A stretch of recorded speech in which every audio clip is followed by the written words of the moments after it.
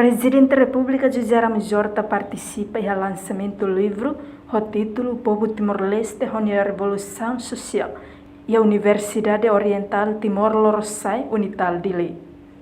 Quinta-feira, semana presidente do Partido Socialista de Timor, PST, Abelino Coelho, lança livro refere à Universidade Oriental Timor-Leste de Lei, Lawrence Noloresinhat, Fulang Abril, Tinan Rihun Rua Noloresen Tolo.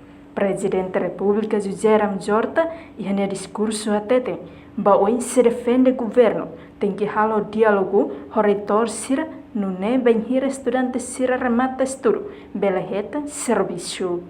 Nemos ao defende baoi, governo tem que halo diálogo, o reitor sira, o gestor da universidade sira, foi incentivo para a fusão da Universidade de Valum, fusão para o Instituto Superior Valum, para bel livro, recursos humanos, recursos financeiros, para a universidade ter bel eficiente liu.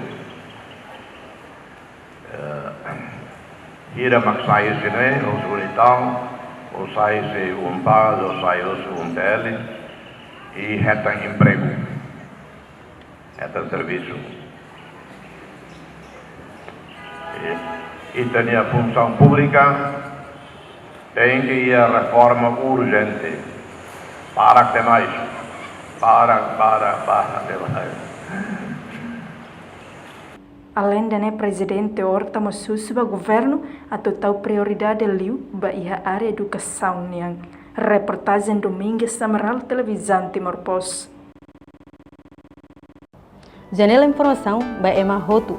Atuheta informação atual dia kliu kita haluha haneham botão subscribe, like, halo comentário no faz tutang ba mídia social Hotu.